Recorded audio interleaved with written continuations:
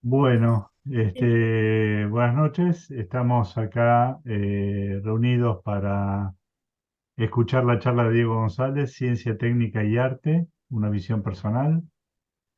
Y esta charla forma parte de un camino que hemos decidido recorrer en la red italiana para encontrar las formas y la estructura que tendría que tener una comisión de arte y cultura eh, dentro del programa Raíces. Así que, bueno, buenas noches a todos y gracias, Diego, por empezar vos. No, Y gracias a ustedes, gracias a vos, Daniel, por proponerlo. Y bueno, como habíamos quedado que era una charla informal, ¿no? sí, sí, sí, sí, Así que por una serie de largamos. motivos me hubiera gustado igual tener más tiempo y poder organizarlo de manera más organizada, digamos, porque lo que he hecho es... lo que pasa que haciendo este trabajo me he dado cuenta que al final, a lo largo de toda la vida, siempre el arte ha estado presente en la actividad científica. Así que, digamos, eso ha creado distintas oportunidades, ¿no? De ver distintos aspectos. Y bueno, y eso es lo que quería contar. Por eso decía una visión personal, porque yo no soy un artista, al menos desde el punto de vista profesional. Entonces, digamos, puedo opinar mejor de la parte o del lado científico, pero el hecho de haber, digamos, compartido distintas experiencias a nivel artístico me permite eso, contar la experiencia, que a ver si puede servir como espunto, como se dice en Italia, ¿no? ¿Cuál es la traducción de espunto? No existe. Como punto de partida. Un punto de partida, bueno. Puntapié inicial. Como puntapié, sí, pero más que puntapié inicial son distintas como indicios, ¿no? Como cositas que se pueden, que llaman la atención y pueden hacer pensar sobre algún tema o alguna cosa. Bueno, entonces voy a empezar. Tengo que, digo, share screen, me tenés que habilitar para poner los slides. Dale, ¿Estoy habilitado? No. sí. No. Ah, bien, esto funciona bien.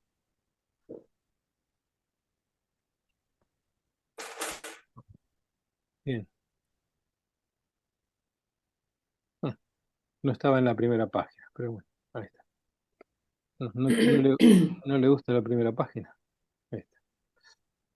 Bueno, agradezco también por esta portada porque precisamente es uno de los temas en los que estoy trabajando últimamente, el hombre vitruviano, por una serie de motivos que no creo que tenga tiempo de contarle, pero bueno,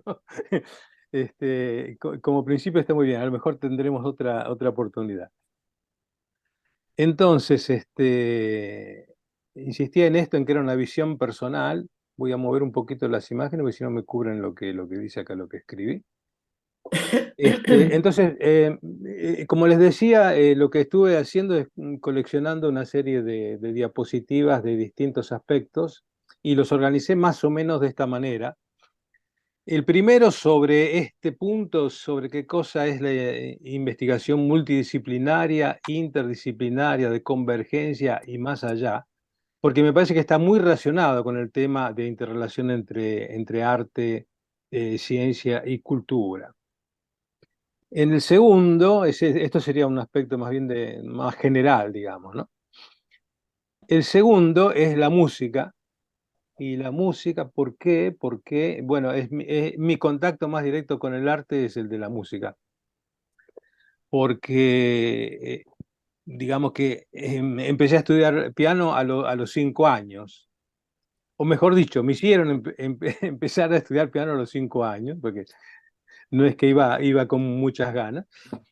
Y a partir de ahí, digamos, la música ha sido una constante también desde el punto de vista del aspecto científico. Entonces, quería contar estos aspectos, que sigue hoy todavía, sigue siéndolo.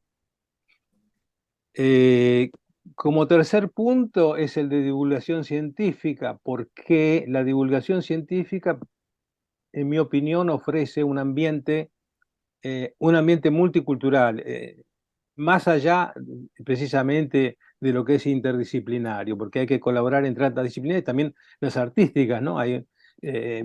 Para construir algo, por ejemplo, un film o un video de divulgación, hay que incorporar aspectos estéticos y que tienen mucho que ver con el arte de la cinematografía. Y bueno, yo vine en Italia precisamente por la divulgación científica, porque en realidad, bueno, le contaré un poquito porque está relacionado también con la Argentina. El último punto en realidad era el que estaba puesto como primero, o sea, cuál es la relación entre ciencia, técnica, arte y sociedad, y esto se refiere a cosas que he estado haciendo más recientemente, y finalmente una conclusión que veremos, que no creo que lleguemos. Pero bueno, vamos adelante.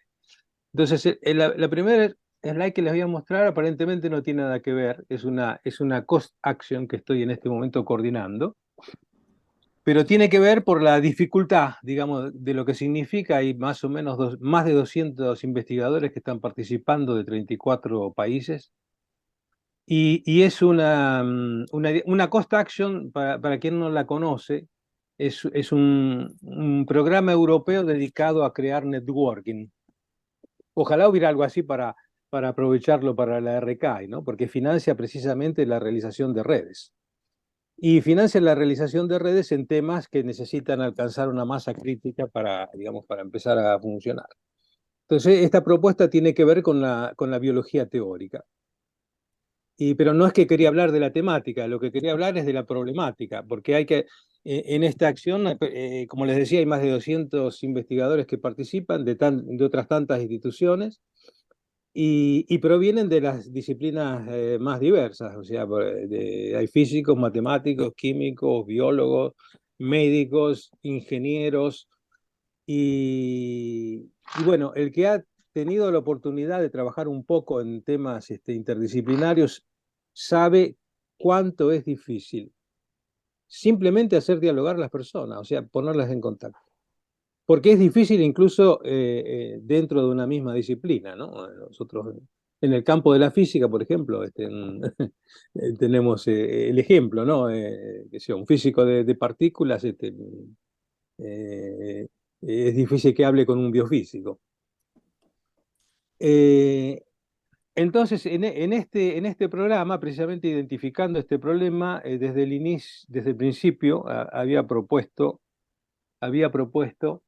el tema de la investigación de convergencia. ¿Qué cosa es la investigación de convergencia? Entonces hay como distintos pasos, ¿no? Ya un primer paso es la investigación multidisciplinaria, que significa que un problema viene visto desde un punto de vista de diferentes disciplinas. Pero en la investigación multidisciplinaria no hay una verdadera cohesión o interacción entre las distintas disciplinas. Cada uno hace lo suyo, digamos. El problema se presta a ser interpretado de distintos puntos de vista y eso es lo que se hace, en general. Hay muy poca interrelación. La investigación interdisciplinaria es un paso más adelante en el cual se hace lo mismo, pero la gente se pone en relación, dialoga y colabora para estudiar el problema. Y la investigación de convergencia consiste en incorporar el aspecto social. Yo creo que hay un punto más, acá me puso, no sé por qué puso punto 1, 2, 1, 1, eran 1, 2, 3 y 4, pero me pregunto yo más allá, porque el aspecto social o el aspecto, digamos, de arte y cultura está incorporado en la investigación de convergencia, pero solo de una manera indirecta, no en manera directa. Entonces me pregunto si el paso siguiente es precisamente la incorporación de arte y cultura. Esto está sucediendo, digamos, habíamos dicho dos palabras al principio, en realidad, porque a nivel mundial hay distintas iniciativas que están mostrando de que hay una preocupación importante por superar estos niveles de aislamiento, digamos, de las distintas disciplinas. O sea, de volver a una interpretación holística, y una interpretación holística es lo que había en el Renacimiento, ¿no? Se habló un poquito Daniel antes, ¿no? Pero en la visión renacentista de la relación entre ciencia y arte, no existe la relación entre ciencia y arte porque son la misma cosa. Entonces voy a empezar por el primer tema, que sería el de la música. Y el tema de la música está para mí íntimamente relacionado con la sección áurea. Aquí, digamos, bueno, esta es una serie de ejemplos de cuadros o de distintas obras de arte pictóricas en los que está presente la sección áurea. O sea, no sé, digamos, si todos conocen lo que es la sección áurea del el número de oro, pero digamos en el campo artístico, sobre todo en las artes figurativas, ¿no? Se habla mucho, por ejemplo, las proporciones de un cuadro para que sean agradables tienen que tener la proporción del número de oro y así muchas otras cosas más. La pregunta es que en todo este campo hay también mucho, digamos, que no es científico, digamos, hay mucho eh, eh, charlatanerismo, digamos, desde el punto de vista que se menciona esto infinidad de veces, pero no se menciona cuál puede ser la causa de que un número particular esté en relación con la estética, por ejemplo, del arte visiva. Entonces, ese es un tema que me preocupaba desde hacía, digamos, muchos años. Entonces, la sección áurea prácticamente, bueno, yo no quiero entrar en detalle de contenidos, acá están los slides, pero prácticamente si uno quiere dividir un segmento en dos partes, lo hace de tal manera que la proporción entre la parte más grande y la más chica sea igual a la proporción entre el todo y la parte más grande, ¿no?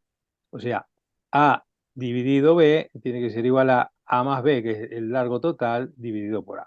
Y ese número, cuando eso es así, cuando es cierto, es un único número que viene denotado con la letra griega phi y se llama la sección áurea.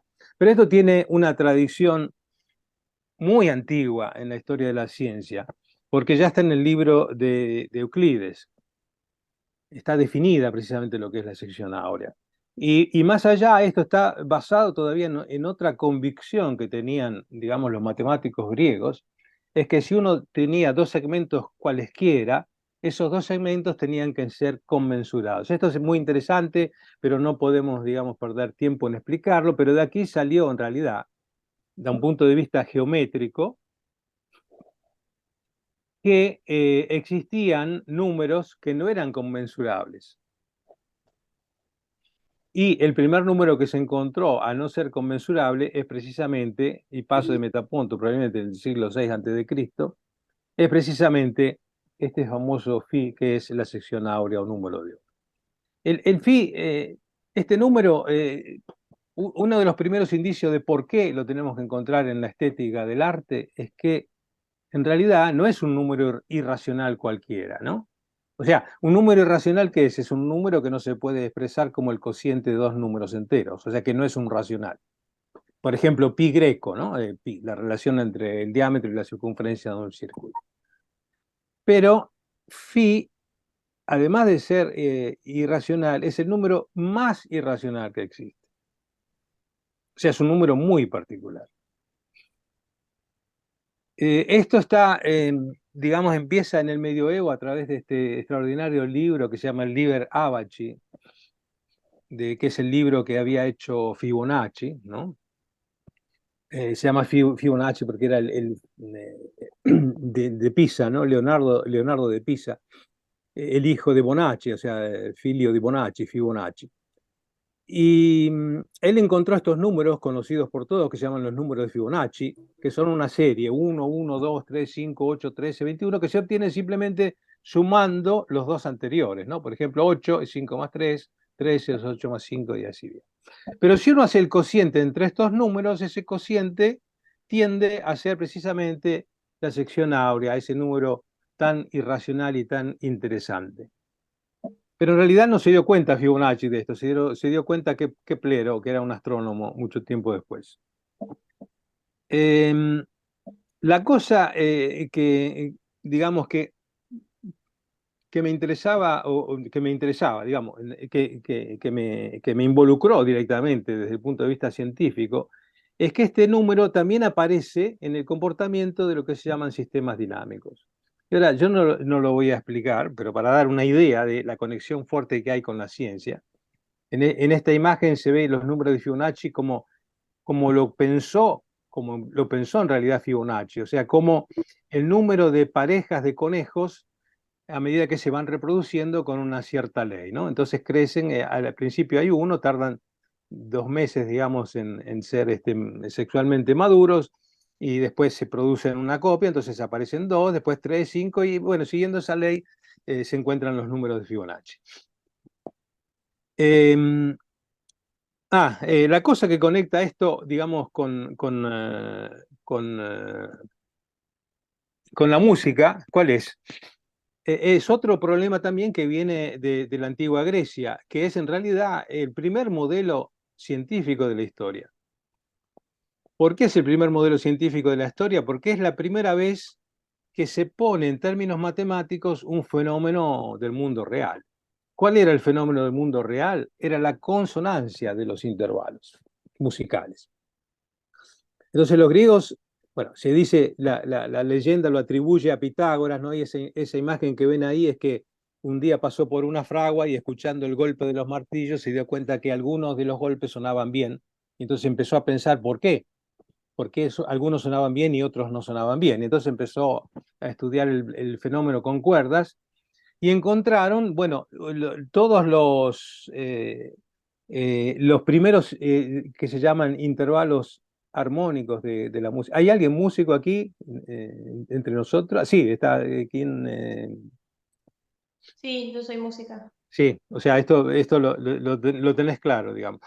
Los intervalos que encontraron los griegos, digamos, son los primeros de la tabla, ¿no? Que corresponden al unísono, la octava, la quinta, la cuarta. Y yo agregué otros más que son más tardíos, que aparecen más tarde en la historia de la música. Pero ustedes pueden ver una cosa muy interesante, que los que están marcados en verde corresponden a relaciones de las cuerdas, que es lo mismo que decir relaciones de frecuencias, que son cocientes de Fibonacci. Son como los que yo había mostrado antes, ¿no? 1, 1, 1, 2. A ver si se puede mostrar acá. 1, 1, 1, 2, 2 sobre 3, 3 sobre 5, 5 sobre 8. Otros no, pero los que no lo son en realidad, desde el punto de vista musical, inversiones de los otros. Entonces, esta es una cosa que digamos que me había interesado mucho el por qué. Y como estudiando sistemas dinámicos me encontré también con los números de Fibonacci, me pregunté si no había una explicación de este tipo. Entonces, lo que le voy a mostrar ahora, bueno, el sistema dinámico más simple que se pueden imaginar es una hamaca, ¿no? Una hamaca. Y en la hamaca, para mantener a un chico oscilando, uno le tiene que dar un empuje cada vez que la hamaca vuelve. Entonces eso significa que lo hace sincronizado con el movimiento, con el periodo natural de la hamaca, ¿no? Uno no puede golpearla cuando está del otro lado, la golpea solo cuando volvió. Entonces se produce una sincronización entre la fuerza que empuja y el movimiento de la hamaca. Y este es el mismo fenómeno que tenemos, la sincronización de la luna, por el cual vemos solo una cara de la luna. Y esto se explica desde el punto de vista dinámico como el fenómeno de sincronización. Es una cosa un poquito más compleja que no voy a entrar en detalle, pero les quiero mostrar solo esto, que es un experimento físico. Pero fíjense estas curvas que aparecen aquí, donde estos son números, representan sincronizaciones, y fíjense los números que aparecen, ¿no? 1, 1, 1, 2, 2, 3, 3, 5. Y si uno va a mirar adentro de estos, aparecen números de Fibonacci fino al número 89. Es bastante sugestivo, ¿no?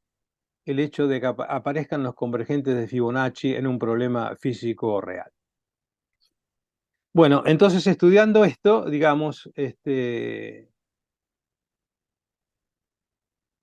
digamos, tampoco quiero entrar en detalle, lo importante es el concepto, digamos. Sobre esto se construyó una teoría de cuál es la altura o el pitch, ¿no? De un sonido complejo. Este fenómeno que está mostrado aquí es muy, muy interesante, porque normalmente el sonido el pitch de un sonido complejo corresponde a la fundamental, quiere decir la frecuencia más baja que está contenida en ese sonido. Pero si se quita esa frecuencia, se sigue sintiendo el mismo pitch. Y ese es un fenómeno que se llama de la fundamental ausente. Y para explicar ese fenómeno, bueno, digamos, se ha construido toda una teoría basada en los sistemas dinámicos que explica por qué, cuál es el pitch y cómo se comporta cuando se producen ciertas, digamos, ciertas variaciones. Em, digamos que, como les decía, ese es un problema.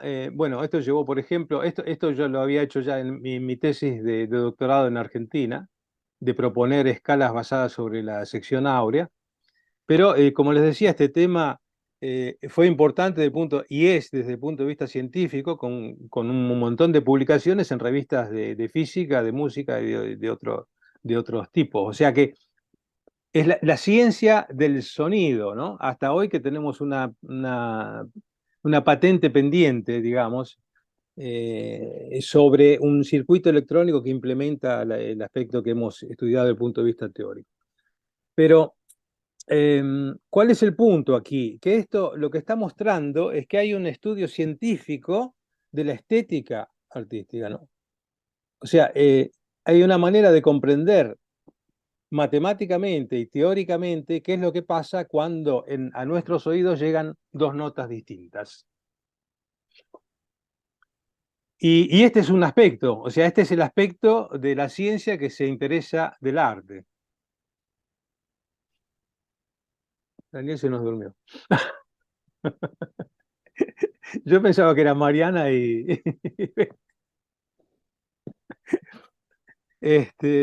bueno, aquí termina el primer punto que quiero recalcar esto. O sea que se puede estudiar el arte desde el punto de vista científico y obtener resultados que pueden ser importantes. La divulgación científica, este es un tema que tiene que ver con la historia personal, pero tiene que ver con la Argentina, porque en una época, en los años 80, cuando el Instituto ILA era el principal protagonista de las colaboraciones de Italia con Latinoamérica,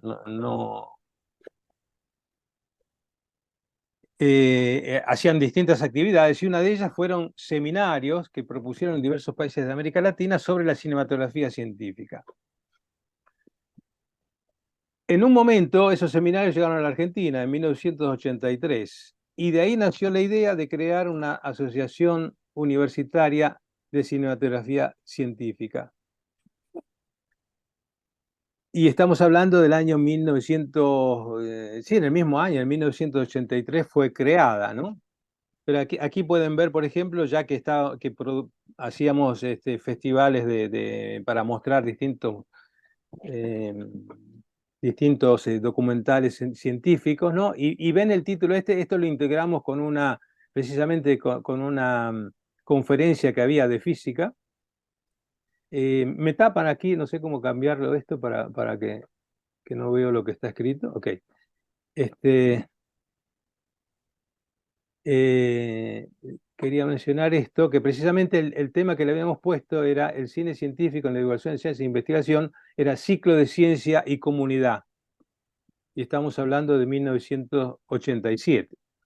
Pero a partir de eso, digamos, de la relación con uno de los que participaba en esta, digamos, en estos seminarios itinerantes que hacía Lila, que era Lucio Molettini del CNR de Bolonia, entró en colaboración con nosotros y luego más adelante organizó un curso para donde participaron 30 estudiantes de América Latina precisamente para producir audiovisuales de tipo científico. Yo tuve la suerte de participar en ese curso y junto con Laura Pedroni, que era la secretaria de la asociación, y ahí nació la idea de hacer un film en colaboración con la Argentina. Y eso precisamente se concretizó con un acuerdo de colaboración y para hacer un film sobre la enfermedad de Chagas. Y aquí se ve cuál puede ser también, digamos, la repercusión de tipo social, ¿no? O sea, de hacer una cosa que conecta la ciencia con el arte, para hacer divulgación. Esto es donde, a raíz de eso yo vine a trabajar a Italia, en realidad. Llegué aquí en el año 1987, ¿no? Y esto era un sótano en Vía del Infierno, un hermoso nombre, para trabajar, que estaba separado del Instituto del CNR, porque antes de que naciera el área de ricerca de Bolonia, ¿no? Pero aquí había todo este material para realizar el montaje cinematográfico y había otros materiales para la parte superior. Y bueno, aquí lo que yo quería contar que esta iniciativa nace en 1976 con un experimento científico que luego fue considerado el experimento más lindo de la historia de la física. Puede ser discutible si es el más lindo, pero seguramente es uno de los experimentos más interesantes, que fue hecho en Bolonia. Y este era, bueno, el DEPLAN original del reparto de cinematografía científica del CNR, donde se decían cosas muy interesantes de la relación de ciencia con sociedad, sobre todo la necesidad de esta interacción y la necesidad de que sea en doble sentido la interacción entre ciencia y sociedad. Esto valdría la pena, pero no los quiero aburrir, pero aquí ven a los protagonistas, digamos, de ese famoso experimento, que eran Pozzi, Misiroli y Merli. Pozzi y Misiroli de la Universidad de Bolonia y Merli del Instituto nuestro, del IMM de Bolonia, que muestran por la primera vez, esas fotografías que ven, muestran que el electrón se comporta sea como partícula, sea como onda. Luego hemos hecho mucho más adelante la historia de eso en un DVD que se llama Interferencia de Electrones, que ven aquí. Y ahí también entra la música, porque yo para ese DVD compuse dos temas, digamos, que están dentro de la sonorización de ese producto. Lo importante es que nació en realidad la cinematografía científica en Bolonia gracias a ese experimento, o sea, gracias a un acontecimiento de tipo científico y la voluntad de esta gente, digamos, de querer comunicarlo, o sea, que era necesario comunicarlo en la sociedad. Y entonces hicieron digamos, con lo que tenían a disposición, se fabricaron un film que hoy es patrimonio de la humanidad por la UNESCO, que se llama Interferencia de Electrones, donde se muestra y se explica precisamente esto. Se produjeron tantos films ahí, yo participé a partir del año 87, digamos, en la producción de estos films, con diferentes cosas. La malatía de Chagas fue uno de los principales, digamos, hasta que se cerró. La enfermedad de Chagas lo quiero poner como ejemplo de relación entre esto, que como les decía, que de alguna manera conjuga ciencia, arte y sociedad, porque tuvo una serie de consecuencias importantes. Aquí vemos la parte artística. Estos son dibujos que había hecho Laura Pedroni, que vino aquí para trabajar en ese film, que lamentablemente no está ya más con nosotros. Pero había que hacer, o sea, gran parte del esfuerzo en representar, ¿no?, de una manera estética y correcta cómo se producía la enfermedad, cómo se transmitía, cuál era el ciclo y demás, lo que llevó un gran esfuerzo de todos puntos de vista, digamos, no solo científico, donde había dos digamos, consultores, ¿no? Chris Schofield de la Organización Mundial de la Sanidad, y Pietro Cennini, pero también había un gran esfuerzo desde el punto de vista artístico, ¿no? Aquí ven una parte del guión y otros dibujos preliminares de cómo se hicieron estas cosas. Pero además de eso, trajo consecuencias científicas, digamos, porque en un viaje, precisamente para poder filmar la eclosión de los huevos de vinchuca que nunca había sido filmado. Y lo logramos hacer en el sótano que ustedes vieron antes, con un sistema de fotografía intervalada, logramos ver cómo precisamente nacía una vinchuca, una sola, porque todos los demás murieron y no nacieron, pero una logramos hacerlo y existe hoy todavía el filmato de cómo nace la vinchuca del huevo.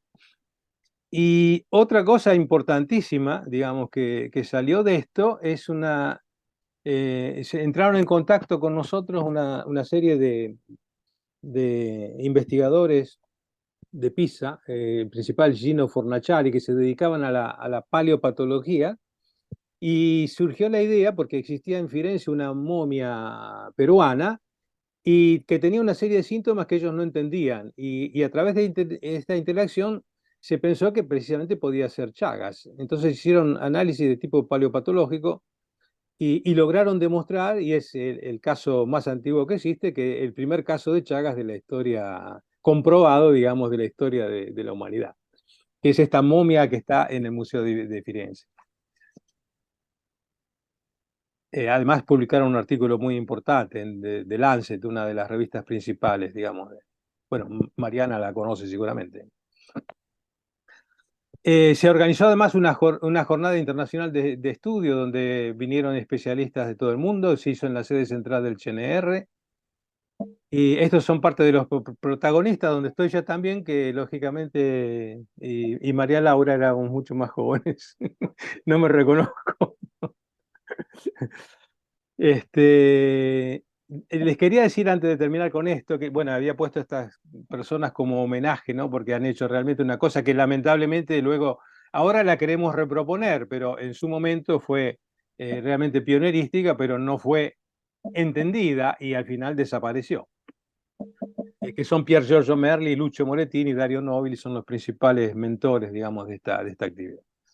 Pero el fin de la malattia de Chagas tuvo una utilización increíble, porque en Brasil, por ejemplo, se produjeron 3.000 copias para dar una copia a cada escuela de toda la zona donde la enfermedad de Chagas es endémica, para hacer educación, ¿no? De cómo se puede prevenir la enfermedad.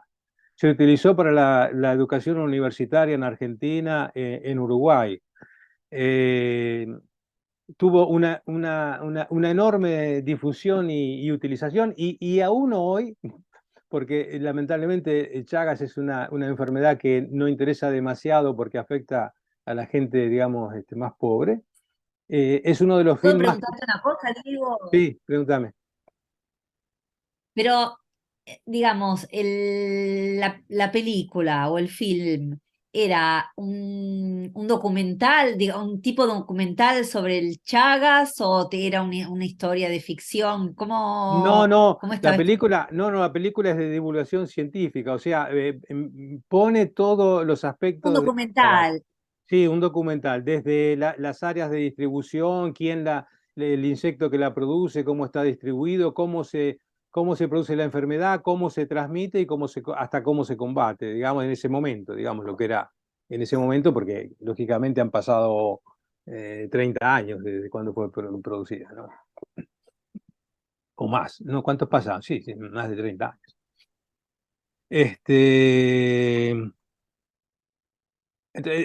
O sea, me parece que es un ejemplo realmente interesante de interacción entre arte, ciencia y sociedad, de la divulgación científica, pero no es el único. Bueno, cuando se terminó la actividad como les decía, siempre me ha tocado trabajar en relación con el arte. Cuando se terminó la actividad, digamos, de la cinematografía científica, yo participé en un proyecto y vine a trabajar a Venecia, en realidad, porque se creó la Fundación Escuela de San Giorgio, que era un laboratorio de acústica musical y arquitectónica. Y eso fue digamos, en colaboración con la Fundación Chini. O sea, el lugar donde estaba la escuela era precisamente la Fundación Chile, ¿no? En la isla de San Giorgio Maggiore. Y bueno, eso también fueron años de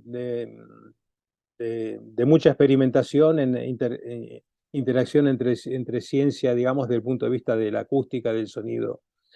Y ahí se hicieron cursos sobre acústica, pero uno de los temas también que lo quiero tocar porque es muy importante, porque era un aspecto también fundamental, era el tema del restauro. El tema del restauro y de la preservación, o sea que desde el punto de vista artístico eh, es importantísimo, ¿no? Pensemos solo, qué sé yo, la preservación de una pintura antigua o de lo que sea. Bueno, lo tenemos aquí precisamente a quien se ocupa de restauro. Y aquí, lógicamente, estaba dirigido el restauro a los aspectos del sonido. Hicimos el restauro, por ejemplo, de un disco de Caruso, del cual se tenía solo un ejemplar que estaba en la Fundación Giorgio Chini, que no se sabía lo que decía y en realidad era un mensaje que había mandado a su madre y de ahí logramos descifrarlo, digamos, con un restauro que se hizo de este disco. Hecho con uno de los primeros gramófonos que se vendían como se vende hoy un iPhone. Bueno, dejando entonces este punto, que lo toco así muy someramente, paso al último punto, que es ciencia, técnica, arte y sociedad. ¿Cómo estoy de tiempo, Daniel? ¿Estás despierto todavía o no? ¿Qué hora es? Sí, estás despierto. Ah, sí, no te escucho porque no tenés el audio. Betty no está porque Betty dijo que se iba a las 10 Se menos fue, cuarto. sí. Así que, Sí, digo, estoy no, mucho, pero digan despierto. ustedes que yo cuando quieran paro, porque tengo todavía unas cuantas cosas para contar, pero digamos, Dale, todavía no llegamos a la hora, estamos en los no 40 llegaron a las... minutos. Bueno, vale, entonces seguimos para adelante. Este, lógicamente que yo no me he detenido aquí para hablar de contenidos de ninguna de estas cosas, ¿no? Sino estoy tratando de ponerlo, estoy haciendo un esfuerzo también, perdonen la confusión, pero estoy tratando de ponerlo más bien desde un punto de vista conceptual.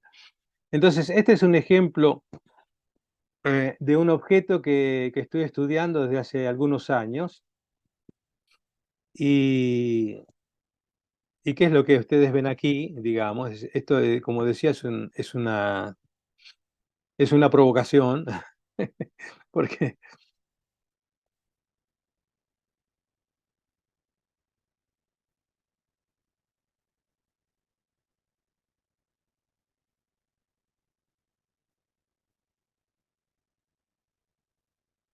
digamos, de este objeto estoy estudiando la autenticidad, digamos, desde hace bastante tiempo.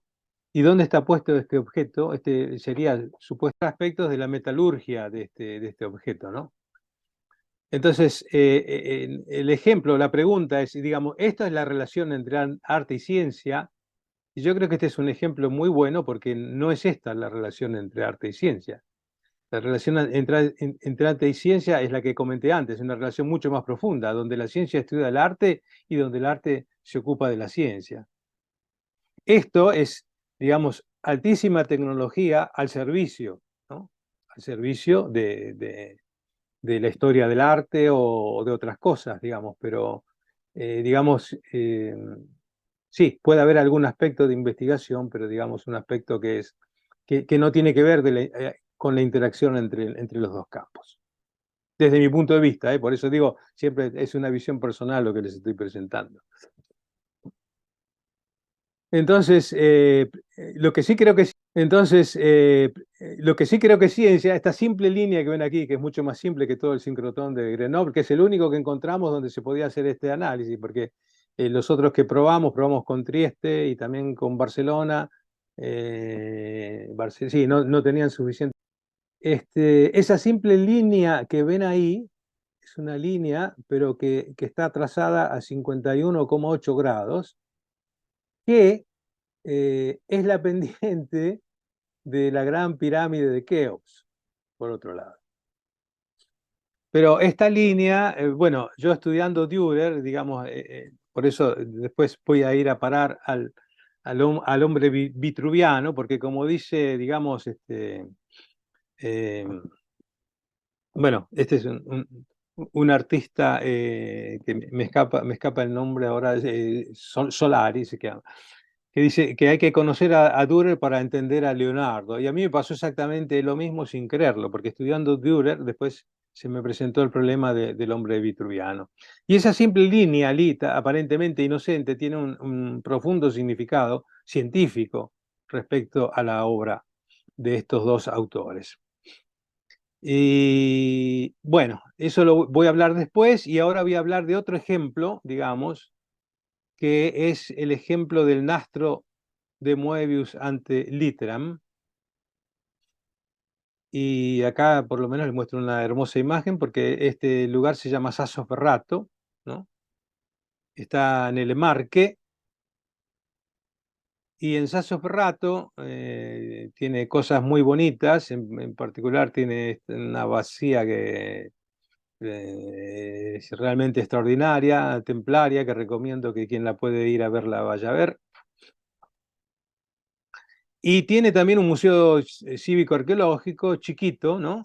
Que en estos días de la FAI, donde abren las cosas al público, tuve la oportunidad de visitar.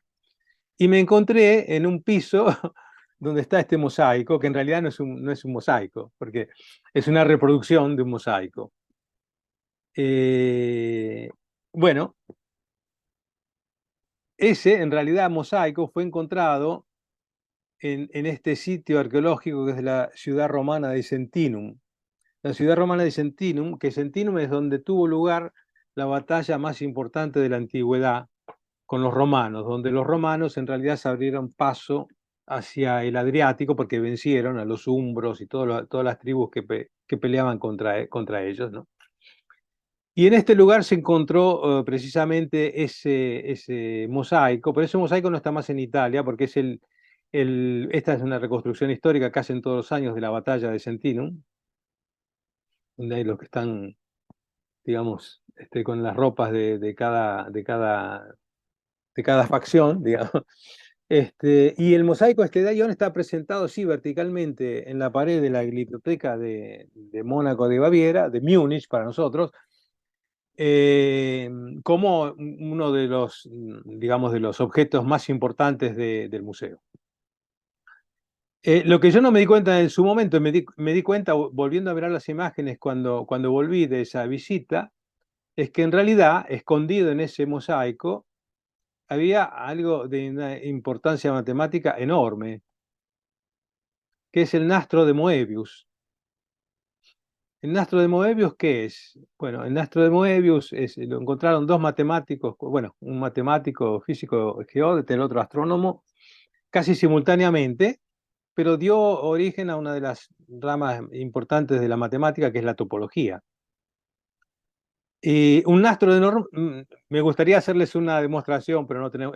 Cuando nos encontremos, les voy a hacer una demostración de cuál es la diferencia entre un nastro de Moebius y un nastro normal. O sea, si un nastro normal lo corta y le da media vuelta y lo vuelve a unir, obtiene un nastro de Moebius, pero tiene varias particularidades, por ejemplo, que tiene una sola cara, bueno, una serie de particularidades que precisamente abren el campo de lo que se llama la topología en matemática.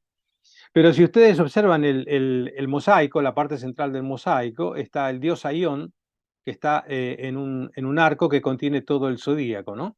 Pero ven que el pie apoya sobre la parte interna de esta cinta, ¿no? Pero si ustedes empiezan a subir por la cinta, cuando llegan a la parte superior, está en la parte externa, está sobre la cabeza de la parte externa. O sea, precisamente, y si continúan a dar la vuelta, pasan por la parte exterior y tienen que dar dos vueltas para cerrar el círculo. O sea, es precisamente una cinta de Moebius. Es una cinta de Moebius. ¿Y cuál es la particularidad? Que no se conocía ninguna imagen de la cinta de Moebius antes del descubrimiento por parte de los dos autores alemanes a mitad del 800. La suerte quiso que encontráramos otro ejemplo. Bueno, esto de que está la sección áurea, pero no quiero hablar de esto, pero en un manuscrito árabe donde también estaba representado un juego, esta es una especie de juego de agua, donde también está representado el nastro de Moebius. Es muy interesante porque hay varios detalles constructivos que lo hacen entender claramente, digamos. Así que tenemos ahora dos ilustraciones del nastro de Moebius, que son una del siglo IV después de Cristo y la otra del 1200, no me acuerdo ahora cuándo es. Y no hay otras, ¿eh? No hay otras. Y yo busqué mucho y no he encontrado ninguna otra. Pero esto, entonces, bueno, esto es un ejemplo, digamos, italiano, pero ¿qué repercusión puede tener desde el punto de vista social? Bueno, se hicieron una serie nosotros hicimos una publicación científica, por un lado. Se publicó en esta revista de Sassoforrato Mía y se organizó un congreso precisamente para tocar todos los aspectos que tenían que ver con este mosaico, sea desde el punto de vista histórico, científico y demás. Y además, como tomando, digamos, idea de esto, se hizo una promoción de las excavaciones, digamos. Se hizo también los actos, la región, digamos, del Mar, que publicó los actos de la jornada de estudio. Y esto es fantástico porque de ser prácticamente desconocido, se puso en la ruta cercano donde había sido encontrado el mosaico, se puso esta placa que da indicaciones del mosaico, de su importancia, y lo señala, ¿no? Al lado de la ruta que pasa cerca de las excavaciones. Y esto además dio posibilidad a relanzar toda una serie de actividades que se habían parado sobre el estudio, digamos, arqueológico y las excavaciones de la ciudad de Sentino. Promoviendo además otras cosas, que no me quiero parar, pero digamos que fue una actividad que tuvo una importante repercusión a nivel comunal y social. Y entonces ahora llego al último ejemplo, si quieren, o si quieren interrumpo, no sé, díganme ustedes. No te escucho, Daniel. Dale, dale, dale. Seguimos un rato más. Bueno, entonces voy a tratar de hacerlo con esto muy, muy, muy, muy rápido, digamos, pero entonces, como les decía, ese, esa obra de arte, digamos, que por casualidad, digamos, cayó en mis manos la posibilidad de estudiarla, digamos, bueno, eh, me lleva a estos dos personajes que conocía, digamos, lógicamente Leonardo da Vinci lo conocemos todos, Dürer un poco menos. Yo tenía idea, pero digamos que ahora sé mucho más sobre Dürer que antes. Pero digamos, se puede paragonar a Leonardo da Vinci. O sea, es prácticamente el que crea lo que se llama el Renacimiento del Norte. Mientras Leonardo da Vinci es el padre del Renacimiento italiano, Albert Dürer es el padre del Renacimiento del Norte. Y los dos, eh, o sea, Dürer está considerado prácticamente el mejor incisor de todos los tiempos, ¿no? Incisor se dice, no, no sé cómo se dice, lo que hacen grabados, ¿no? Grabador. ¿Eh? Grabador. Grabador. Pero así no, pero no sé, bueno, o sea, ahora me escapa, sí. No, es el grabado con el que se hacen copias después, ¿no? Se hacen distintas copias. Él pintaba también, hacía acuarela, hizo de todo, absolutamente de todo Albert Dürer. Pero está considerado como el más grande grabador, digamos, de todos los tiempos. De una capacidad, digamos, artística increíble, sobre todo en las miniaturas. Y no hablemos de Leonardo da Vinci, ¿no? Tiene las obras más famosas en el mundo son de Leonardo da Vinci, a pesar de que hizo poquísimas. Y los dos estaban convencidos de que el dibujo, el diseño, la pintura era un modo de comprender la naturaleza y que era indispensable para la ciencia, o sea, para entender. Esto es bastante curioso. Bueno, entonces hay una conexión entre ambos porque están esto de los nudos vinchanos que se llama, porque ven, no quiero hablar de esto ahora, pero es interesantísimo. Pero es una de las pocas obras, digamos, que Dürer copió, y la copió de algo que aparentemente había creado Leonardo da Vinci, que se llaman estos nudos vinchanos, que no se sabe muy bien todavía cuál era la utilización. Se ha supuesto que era para hacer bordado o cosas que tienen que ver con las telas, pero no está todavía completamente aclarado. Las incisiones de Dürer son de una precisión y de una calidad inalcanzable y están hechas en madera. O sea, la base son woodcut, se llaman, ¿no? Son hechas en madera, no en metal. Entonces, uy, uy, uy, se cerró, no sé, hubo un error. Tengo que volver a abrirlo. Disculpen, pero no sé por qué se cerró. A ver.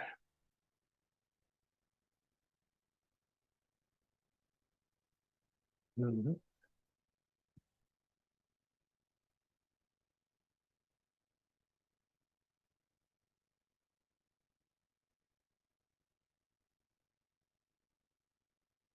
Bueno, menos mal que lo encontré rápido. Ya lo encontré, lo estoy abriendo. Es que tiene muchas imágenes, está un poco pesado y a lo mejor eso es lo que...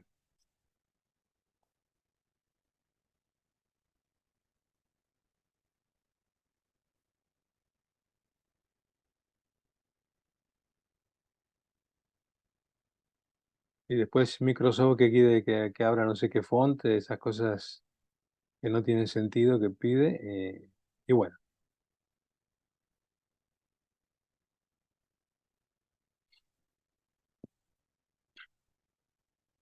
a ver si ahora lo hago ver. ¿Lo ven? No, no se ve. No, ¿No se ve? O sea, voy a tener que volver a compartir pantalla entonces, ¿no? Seguramente. Sí, A ver, voy a decir share screen porque ha perdido la localización. ahí estás.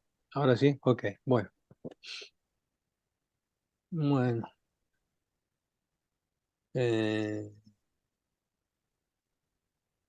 ¿A qué concuesta puedo ir?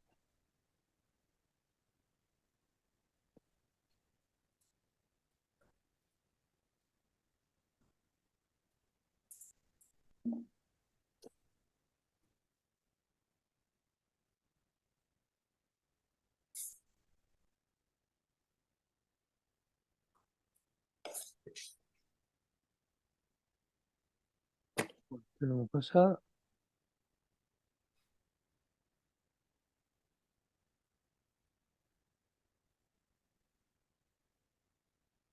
Bueno, estábamos acá.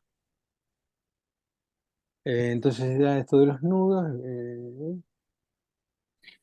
Entonces volvía sobre esta línea, y esta línea, ¿qué importancia tiene? Bueno, que no es primero que no es una línea aislada, estos son distintos grabados y obras de Dürer donde aparece la misma línea 51,8 grados, que así vía. ¿Y qué tiene de particular esa línea? Bueno, que es una aproximación a qué cosa? A pi greco simultánea y también a la sección áurea. Entonces es por eso que la utilizaban. Porque digamos que uno de los problemas que perseguían en el Renacimiento con gran ímpetu, digamos, y sobre todo Leonardo da Vinci, también Dürer, eran problemas ligados a la realización de figuras geométricas con regla y compás, ¿no? Entonces uno de los grandes problemas era, por ejemplo, la cuadratura del círculo. La cuadratura del círculo es hacer un cuadrado que tenga la misma área que un círculo, pero hay que construirlo solo con regla y compás. Después se ha demostrado que es imposible, pero Leonardo da Vinci propone 13 demostraciones distintas de cómo hacer la cuadratura del círculo. Y también temas relacionados como la sección áurea, donde Leonardo da Vinci ilustra el libro de Luca Pacioli, de Divina Proporzione, que está dedicado en parte a la sección áurea. Y Leonardo da Vinci es el único libro que ilustra él personalmente y dibuja los sólidos platónicos y algunas variantes de los sólidos. Entonces, este ángulo es muy importante, no es una casualidad que esté, y tiene que ver con eso, con la intención de esta gente que trabajaba sobre el arte, pero trabajaba también sobre el contenido geométrico matemático de lo que estaba haciendo. Y muchas veces de manera escondida. Les muestro solo un ejemplo de esto porque fíjense la ciencia de Dürer. Dürer es el primero que hace un planiferio. Parece una cosa normal, pero es el primer planiferio de la historia. O sea, la representación, la proyección sobre un plano de una esfera, ¿no? El mundo es redondo y ya lo sabían. Bueno, esto ya después del descubrimiento de América, pero ya lo sabían antes. Digamos, en 1415 lo hace, ¿no? Lo hace junto con un gran matemático alemán que estaba al lado del emperador, que se llamaba Stabius.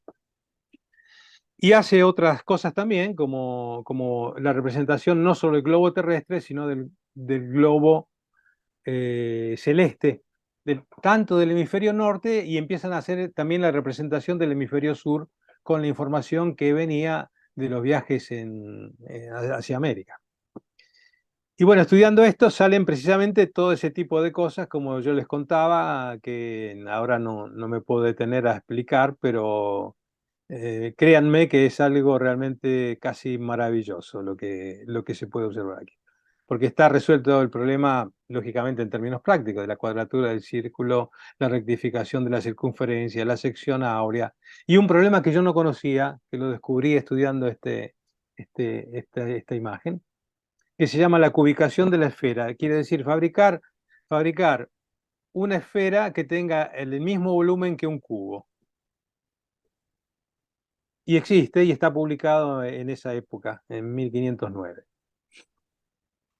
Bueno, entonces esto es para mostrar cómo Leonardo da Vinci ponía estos ángulos incluso en dibujos hechos a mano. Y después llegamos al hombre vitruviano, donde lo único que les voy a mostrar, es que la historia del hombre vitruviano es realmente de un interés apasionante, porque en realidad es famoso solo modernamente, no era prácticamente desconocido, no figuraba ni siquiera en los catálogos, y hoy se ha vuelto la icona del hombre moderno, ¿no? Lo que han puesto en las naves interplanetarias para llevar el mensaje del hombre. Y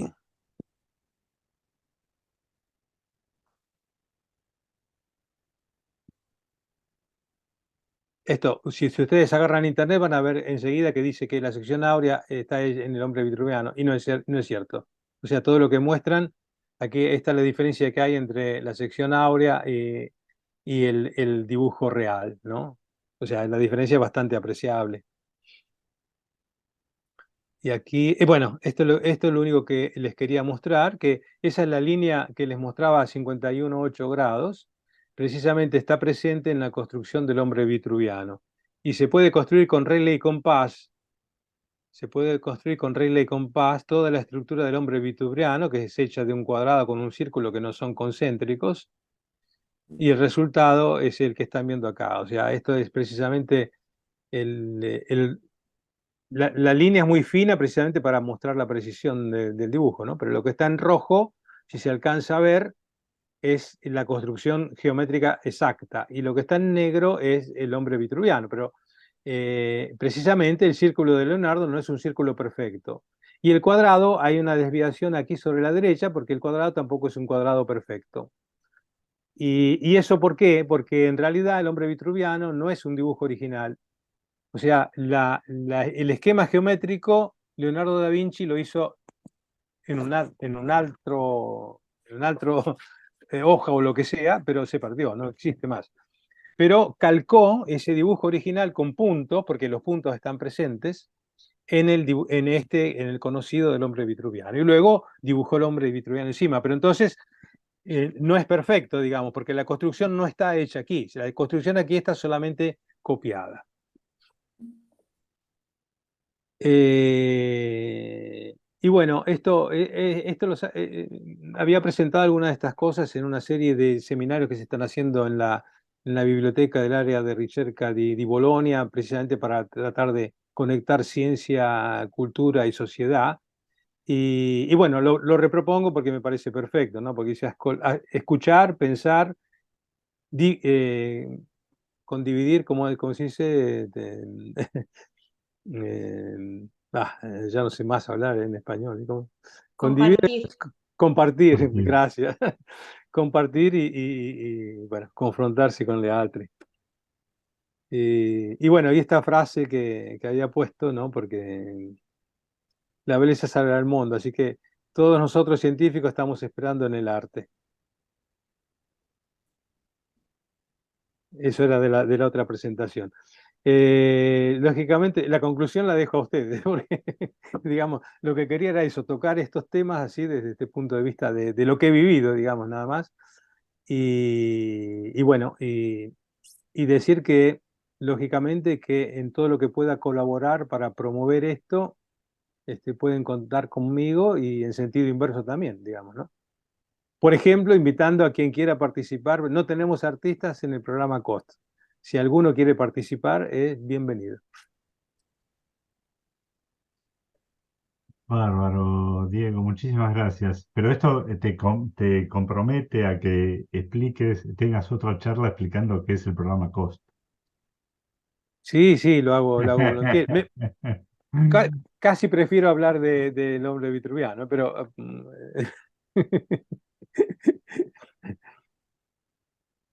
Sí, de todas formas, si puedo, sí, no queda bien que empiece yo a comentar, pero ¿Por qué no? ¿Viste? Sí, Si volvés al hombre vitruviano, a la sí. última figura que mostraste, A a ver. mí lo que me llamó la atención, digamos, porque todos decían, bueno, las proporciones y estas cosas, ¿viste?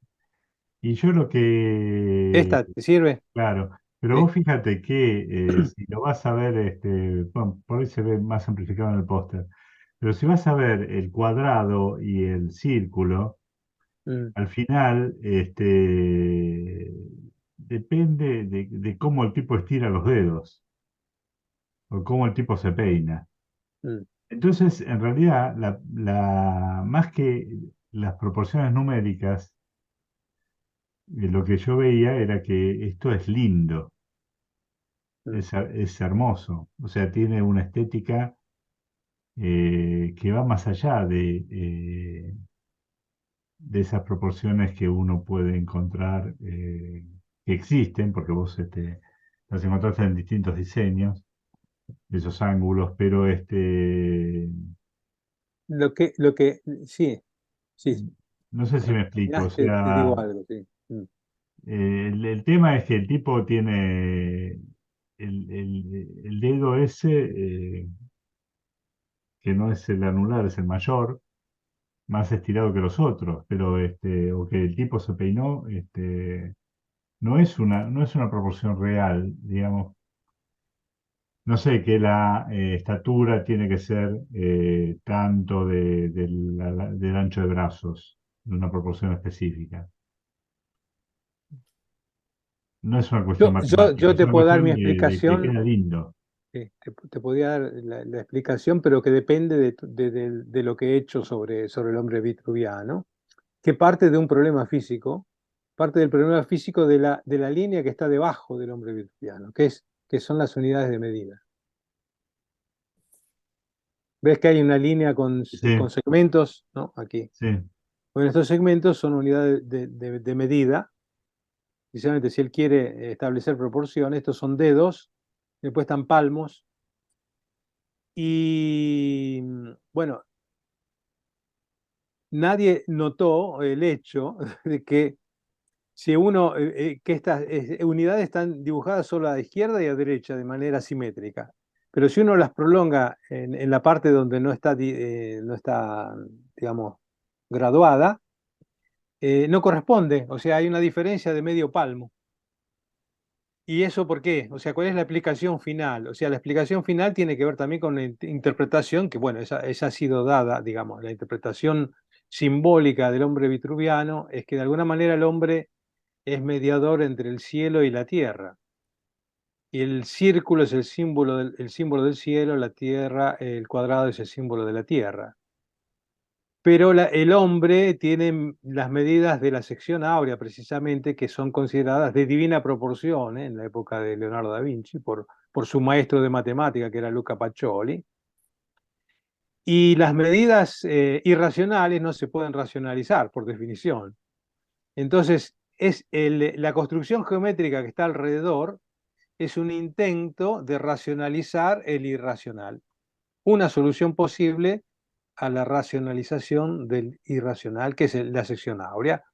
Después te puedo mostrar que hay 8 secciones áureas en las proporciones de la altura del hombre. Perfectas. Así que mi interpretación es esa, pero también puedo asegurar que creo que nadie conoce a Leonardo, así que no pretendo conocerlo yo tampoco.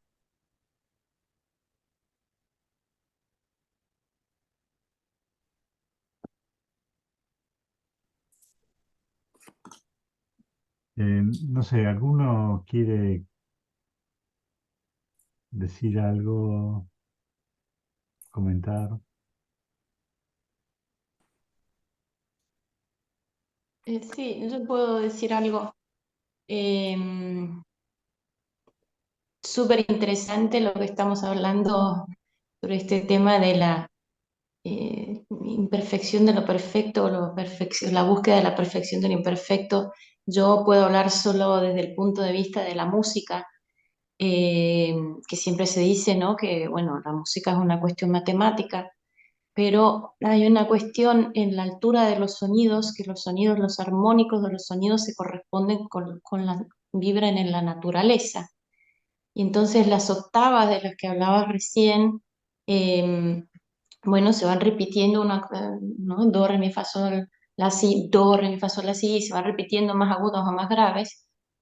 Y esa proporción no es, no se corresponde matemáticamente, ¿no? Cuando uno afina un piano, no afina con la misma proporción una octava aguda que una octava grave, y es algo que se ha estudiado muchísimo y nadie tiene la respuesta, que tiene que ver con lo que estamos hablando ahora, ¿no? Como hay Sí, una sí. perfección en la imperfección, eso es algo fascinante, ¿no? Como que Mm, el arte es inexplicable mm. para que sea arte. Entonces, a mí me El parece, no mismo, sé, yo creo muchas que veces. al mismo nivel que la ciencia, es lo mismo, Ujú, o sea, no es, es explicable, o sea, la ciencia puede explicar el arte al mismo nivel que puede explicar otras cosas, pero no puede ujú, explicar todo o no tenemos el conocimiento de todo. Pero respecto a lo que vos decís de las octavas en el piano en particular, ujú. o sea, el efecto sí tiene que ver con lo que estás diciendo y tiene que ver con un fenómeno sí conocido, es el problema de que las armónicas de una cuerda no son exactamente múltiplos de dos. Exacto. Eso es debido a que la cuerda tiene cada vez que vibra con una frecuencia mayor, tiene que torcerse más en una cierta dimensión y cambia el módulo elástico. Entonces, lo que sucede es que las frecuencias de las octavas no son exactamente una potencia de dos, o sea, sino que siguen una ley distinta y eso hace que uno tenga que afinar el piano de una manera que no es exacta con las octavas. Al revés, o sea, se explica con las cuerdas, por supuesto, pero la explicación también que no, a la cual no se ha llegado es que esa diferencia se corresponde con con los armónicos naturales, ¿no? Vos vas a una montaña y encontrás una cueva y haces un sonido, un sol, y ese es un sol universal, es el sol, ¿no? Por eso está el diapasón, que han encontrado, hay un la universal que corresponde a una vibración natural. A mí me parece un tema fascinante, lamentablemente me encuentro en esta reunión no habiendo profundizado para nada en ese tema, Ah, pero podemos profundizar en futuro, no te preocupes. sería genial porque es fascinante y con lo que acabas de decir de la ciencia, que también es igual, me parece ese un punto de unión enorme entre la ciencia y el arte, el rincón inexplicable, ¿no? El rincón ese que estás viendo algo que no se puede explicar, pero que lo ves. Entonces, me parece Bueno, fascinante a todo. nosotros científicos, si nos decís que hay algo que no puedes explicar, vamos a tratar de explicarlo. Así que Pero no ahí puede, está, ahí pero no está, ahí está. pueden, pero no No, pueden. bueno, bueno, no lo podés saber antes de haber probado. Sí, está el rincón ese ahí, les guste o no les guste. ¿No cantaste en el Batistero de Pisa? No, no he cantado, he cantado poco. ¿Estuviste? Sí, estuve. Ah. ¿Vos estás en Boloña? No, yo estoy en Mestre en realidad, Ah, ok, pero estoy en Bolonia, sí, soy asociado al CNR de Bolonia y a la universidad, por ahora. bien. Bueno, Claudia, yo Pero por también. ahí. analizamos acústicamente el Batistero de Pisa. Ah, sí, Sí, interesante, sí. interesante. Claudia por ahí cantó ahí. ¿Estás todavía, Claudia? Bueno, Mm, no, hay que cantar no se puede porque tiene No un cantar, pero tiempo, cantar las distintas claro, notas de un la acorde, nota. por ejemplo, y te queda sonando el acorde ahí. mm, No, no solo en el Batisterio, también hay otra iglesia en Pisa que tiene un efecto similar. mm. Tienen Mm. tiempos de reverberación Exacto, larguísimos, claro, larguísimos. claro, Y claro. entonces si uno canta una nota y Mm, canta después otra, se superponen y uno puede hacer sí, un acorde consigo mismo, digamos. Se puede cantar un sí. acorde solo. Qué maravilla, qué increíble. Sí, sí, es Sí. así. Bueno, muy interesante todo. Yo soy otra de las que me quedé fascinada con lo que dijiste de Caruso. Bueno, yo soy cantante, así que Caruso le grabó un mensaje a la madre en disco. Estaba en América, eso ya, el tiempo pasa y mi memoria es débil, pero O sea, la historia es que él estaba en América y entonces, bueno, está muy apegado a la madre y entonces allí se compró un gramófono, que era una cosa portátil para grabarse los discos uno, pero había que tener la voz de Caruso para grabarlo y así todo, digamos, está apenas grabado, ¿no? Mm. Y entonces le mandó por barco eso a la madre, digamos, para eso, como un mensaje vocal. Vocal, un vocal. Maravilloso. Pero no, Ah, no, pero no ¿qué estaba, decía el no estaba mensaje? traducido. No estaba ahí, no traducido, sino descifrado, porque no se entendía nada de lo que decía. Y le hicimos una Y lo serie de... descifraron. Sí, lo desciframos, sí. Sí, sí, sí, sí, se entiende casi ¿Qué todo. decía? No me acuerdo. No, no, Pero sí, era un no, por saludo a la, Dios. era un saludo a la madre. Ah, lo puedo conseguir el texto íntegro si quieren, ¿eh? Por Pero favor, conseguí eso porque nos era quedamos un todos saludo a la angustiados. madre, saludaba a la madre y Ya decía cosas. llego, él pruebe, por favor, prepara lasaña. Un disco era un disco más o menos así, un disco chiquito, así de estas dimensiones, como si fuese uno de esos viejos 45, ¿no? Un Increíble, simple. increíble. Y le Un habrá simple, mandado como el si fuese un gramófono disco. también. Sí. ¿Cómo? El disco y el gramófono le habrá mandado a la madre, pues si no, ¿en qué lo escuchaba la madre acá en Nápoles? No lo sé, no, a lo mejor, uy, me estoy quedando sin batería. No, no, puede ser que estuvieran también aquí, ¿eh? No sé. Bueno, le habrá mandado también el gramófono, no sé. Pienso que era al principio de su carrera también, así que... Mm. Bueno, O se murió tan joven. ponía un cartoncito, ¿no? Como cuando escuchábamos, jugábamos a escuchar los long Sí, play poniendo sí, una sí, tarjeta sí, de sí. visita. Ajá. Sí, basta poner algo que resuena y luego te ayuda a sentir lo que hay. En el Voyager mandaron también un diapasón, me parece, aparte del disco con donde está grabado esto, algunas Un diapasón, melodías. ¿sí? Me parece que mandaron un diapasón también.